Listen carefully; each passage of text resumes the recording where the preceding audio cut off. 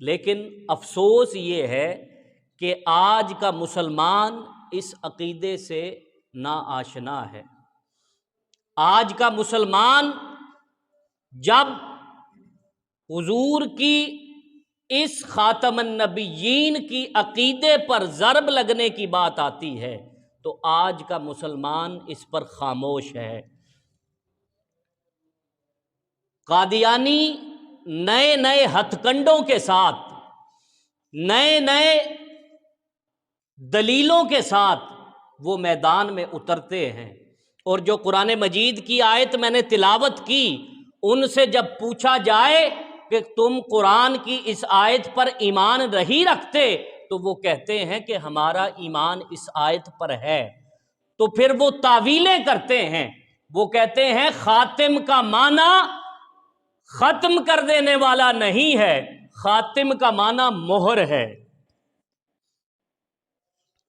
آپ جانتے ہیں کہ قرآن مجید کے اندر جو الفاظ آئے ہیں ان کے ایک لفظ کے 40 کے قریب معنی بھی ہوتے ہیں، تو وہ معنوی گیم چلتے ہیں، اور ہمارا سادہ لو مسلمان جب اسے اس عقیدے کی خبر نہیں، اس عقیدے کا پتہ نہیں، تو وہ وہاں پر کوئی جواب نہیں دے پاتا۔ تو اس بات کا کیا جواب ہے کہ خاتم کا معنی مہر ہے؟ قرآن مجید کی ایک آیت ہے ختم اللہ علی قلوبہم، اللہ نے ان کے دلوں پر مہر لگا دی، وعلی سمعہم، اور ان کے کانوں پر مہر لگا دی۔ جبکہ اس آیت میں خاتم النبیین کا معنی مہر لگانے والا نہیں ہے۔ آپ پوچھیں گے کہ اس پر دلیل کیا ہے؟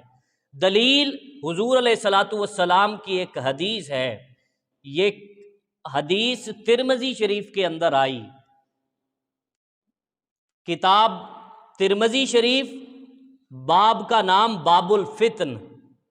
حضور علیہ الصلوۃ والسلام نے فرمایا اب مسلمان نے عقیدہ حضور کے بیان سے لینا ہے۔ سیقولون فی امتی، حضور نے فرمایا میری امت کے اندر 30 کذابون، 30 جھوٹے اٹھیں گے، کلہم یزعم، ان میں سے ہر ایک یہ گمان کرے گا کہ وہ اللہ کا رسول ہے، اللہ کا نبی ہے۔ حضور نے فرمایا انا خاتم النبیین، بے شک میں نبوت کو ختم کر دینے والا ہوں۔ اور حضور کو پتا تھا کہ کل اسی لفظ کے اور معنی بھی بیان کیے جائیں گے، اسی لفظ کے معنی بیان کر کے سادہ لو مسلمانوں کو بھٹکایا جائے گا۔ تو حضور ہمیں کسی بند گلی میں چھوڑ کر نہیں گئے، حضور نے اس حدیث کا اختتام صرف ان الفاظ پر نہیں کیا، حضور نے فرمایا انا خاتم النبیین لا نبی بعدی، میں آخری نبی بن کر آیا ہوں، اور اس خاتم النبیین کا معنی یہ ہے کہ لا نبی بعدی، میرے بعد کوئی نبی نہیں ہوگا۔